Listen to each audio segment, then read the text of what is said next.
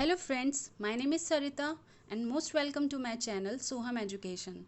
Friends, आज का जो हमारा टॉपिक है वो बहुत ज़्यादा इम्पॉर्टेंट है, जो कि है कम्युनिकेशन। कम्युनिकेशन को मैंने इम्पॉर्टेंट ज़्यादा इसीलिए बताया है फ्रेंड्स, क्योंकि ये हमारी एवरीडे लाइफ से जुड़ा हुआ एक बहुत इम्पॉर्टेंट फंक्शन है, एक बहुत वाइटल रोल प्ले करता है हमारी लाइफ में।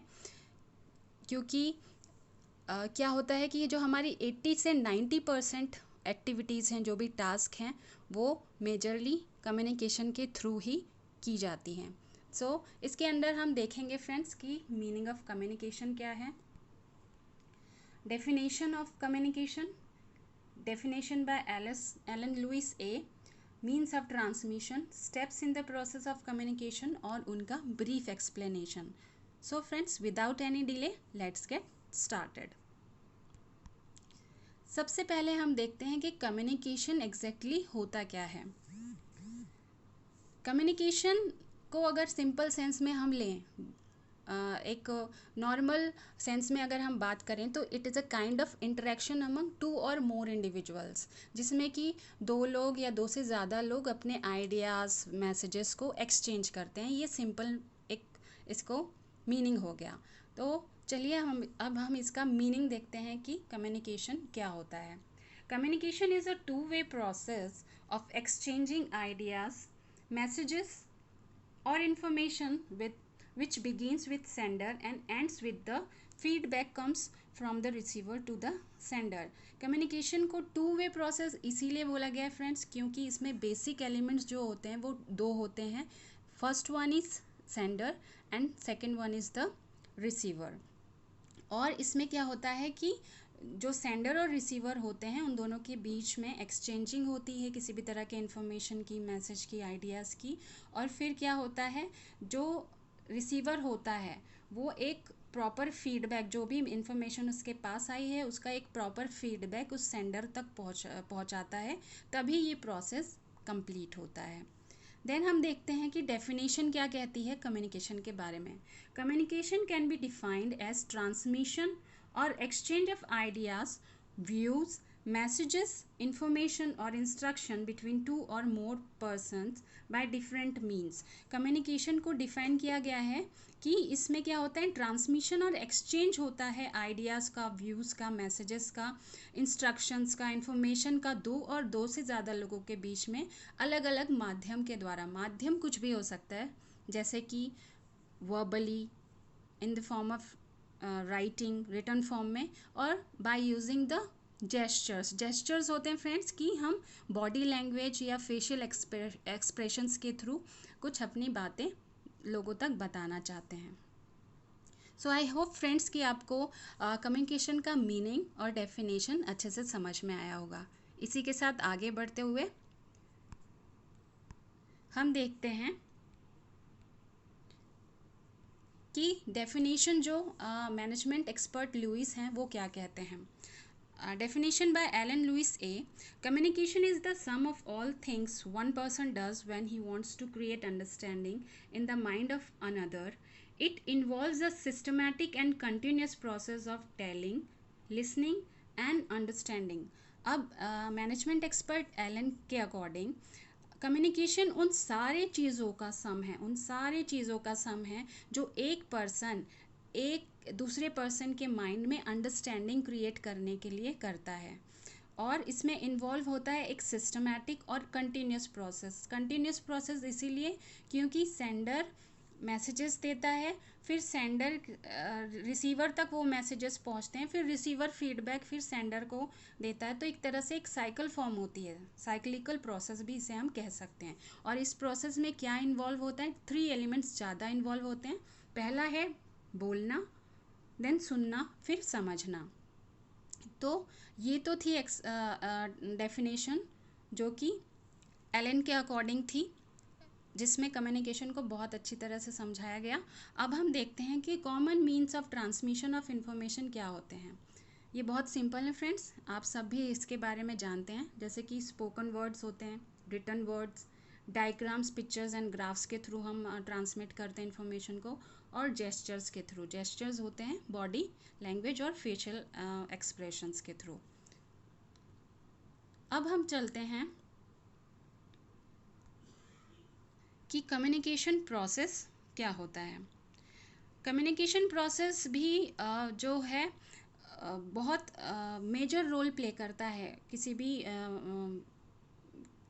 इन्फॉर्मेशन को एक जगह से दूसरे जगह तक पहुंचाने के लिए एक बहुत मेजर रोल प्ले करता है। और इसमें क्या होता है कि जितनी भी एक्टिविटीज़ हैं वो मर्ज हो की जाती हैं और ये एक प्रोसेस तैयार होता है, एक नेटवर्क तैयार होता है। इसमें क्या होता है, कुछ स्टेप्स हैं जिसमें कि सबसे पहला है सेंडर और कम्युनिकेटर, फिर है एनकोडिंग, फिर मैसेजेस, फिर transmission, then receiver, decoding and feedback.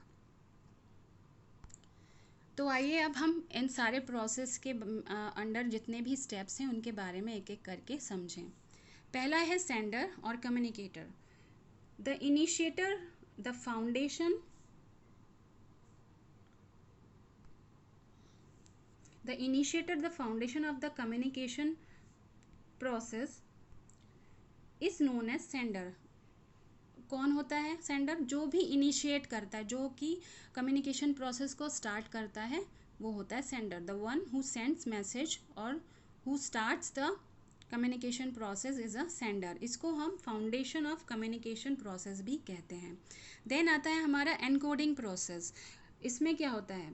इसमें होता है conversion of idea into language by the sender is known as encoding. इसमें क्या होता है, जो भी सेंडर है अब वो अपने मैसेज दूसरों तक पहुंचाना चाहता है, रिसीवर तक पहुंचाना चाहता है, तो वो एक प्रॉपर लैंग्वेज में या एक प्रॉपर फॉर्म में तैयार करेगा, या तो बोल कर बताएगा या लिख कर बताएगा। वो एक आइडिया जो है वो पूरा तैयार करेगा कि उसको किस लैंग्वेज में किस तरह से रिसीवर तक अपनी बात पहुंचानी है, वो कही जाती है एनकोडिंग। देन मैसेजेस आते हैं। मैसेजेस एक की idea, the subject matter that the sender wants to communicate. Message जो होता है की आइडिया होता है और इसे हम सब्जेक्ट मैटर कहते हैं, जो कि सेंडर कम्युनिकेट करना चाहता है। Also known as heart of communication process. Message को हार्ट ऑफ कम्युनिकेशन प्रोसेस भी कहा जाता है। इसलिए कहा जाता है क्योंकि कोई भी कम्युनिकेशन प्रोसेस बिना मैसेजेस के, बिना किसी इंफॉर्मेशन के अधूरा होता है। ट्रांसमिशन फिर हम देखते हैं। It is the medium by which the ideas are transmitted to the receiver. The medium can be letter, telephone, TV, newspaper etcetera. अब जो है ट्रांसमिशन जो होता है वो मीडियम होता है, माध्यम कि जिसके द्वारा हम अपने इन्फॉर्मेशन दूसरों तक पहुंचाते हैं। इसमें हमारे लेटर्स भी आ सकते हैं, टेलीफोन, मोबाइल्स भी आ सकते हैं, टीवी और न्यूज़पेपर्स भी आ सकते हैं। सो आई होप फ्रेंड्स कि आपको इतना जो एलिमेंट्स हैं सेंडर, एनकोडिंग, मैसेजेस और ट्रांसमिशन अच्छे से समझ में आया होगा।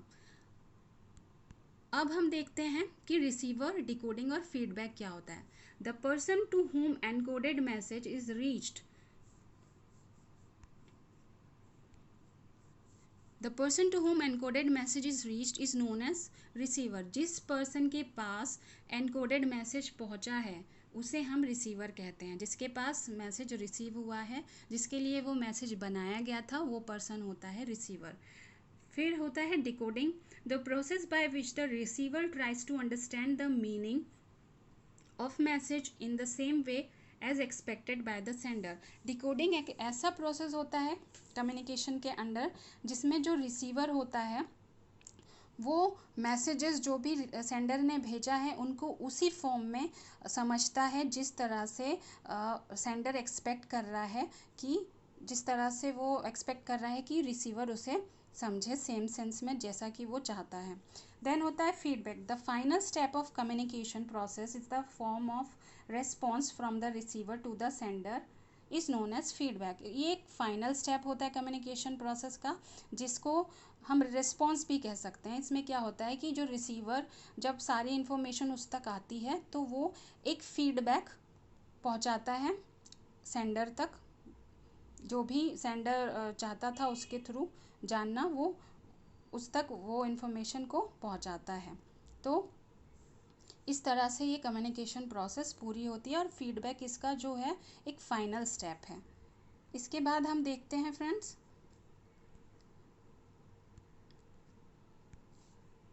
जो अभी तक तो हम रिटन फॉर्म में सारा पढ़ रहे थे। और बेसिकली जो भी प्रोसेस होता है, जो भी है चीज़ें होती हैं हमारे एजुकेशन से रिलेटेड, वो हमें ज़्यादा समझ में आती हैं डायग्राम्स के थ्रू। तो जितना हम डायग्रामेटिक प्रेजेंटेशन देते हैं तो वो बात हमारे माइंड में अच्छे से बैठ जाती है। तो इसलिए कि ये छोटा सा डायग्राम है जिसको आप समझेंगे। इसमें एलिमेंट्स सारे जो भी हैं वो कम्युनिकेशन प्रोसेस के वो समझाए गए हैं। जैसे कि सेंडर है, फिर मैसेजेस हैं, फिर मीडियम है, फिर रिसीवर है और फिर फीडबैक है। तो इसको हम एक एग्जाम्पल के तौर पे समझते हैं फ्रेंड्स। जैसे कि कोई क्लास है, अब उस क्लास में सेंडर कौन होगा? सेंडर हो गया जो इंस्ट्रक्टर है, जो टीचर है, वो हो गया सेंडर। जैसे कि ये जो हमारे बीच में हो रहा है, this is also a part of communication. इसमें मैं सेंडर हुई और जो भी टॉपिक है, ये जो मैंने रेडी किया, इसको एनकोड किया, ये टॉपिक कम्युनिकेशन हो गया मेरा मैसेज जो कि मैं आप लोगों तक पहुंचाना चाहती हूँ। उसके बाद मीडियम हो गया हमारा ये यूट्यूब चैनल या सोशल मीडिया नेटवर्क, जो भी हम यूज़ कर रहे हैं, मोबाइल यूज़ कर रहे हैं, लैपटॉप यूज़ कर रहे हैं, ये सारे हमारे मीडियम हो गए। उसके बाद आता है रिसीवर्स। अब हमारे केस में रिसीवर्स होते हैं सारे व्यूअर्स, लिसनर्स, जो जितनी ज़्यादा एजुकेशन को ग्रैब करना चाहते हैं, वो सारे हो गए इसमें रिसीवर। अब उसके बाद जब सारे रिसीवर और जो स्टूडेंट्स हैं या एस्पायरेंट्स हैं, उनके थ्रू जो भी मुझे फीडबैक मिलेगा, अच्छा बुरा जैसा भी, जैसा उनको लगे, उनको समझ में आया क्या चीज़, वो न्यू सजेशंस चाहते हैं, तो वो अपना फीडबैक देंगे।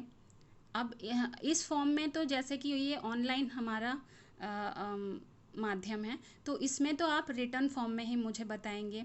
कुछ लोग होंगे जो मेरे फ्रेंड्स होंगे, वो मुझे ऑफलाइन भी सजेशंस दे सकते हैं। तो इस तरह से ये फीडबैक आएगा मुझ तक।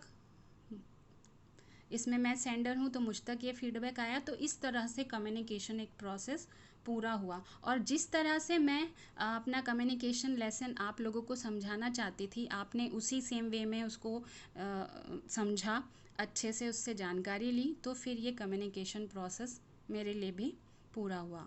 तो फ्रेंड्स, इस लेसन में इतना ही, इस वीडियो में इतना ही। और अगर आपको कोई और इसमें डाउट है या कुछ है तो आप मुझसे कमेंट करके पूछ सकते हैं। और अगर आप मेरे चैनल पे न्यू हैं तो इस वीडियो को ज़्यादा से ज़्यादा सब्सक्राइब करें, लाइक करें, अपने फ्रेंड्स तक शेयर करें। So okay friends, thank you very much.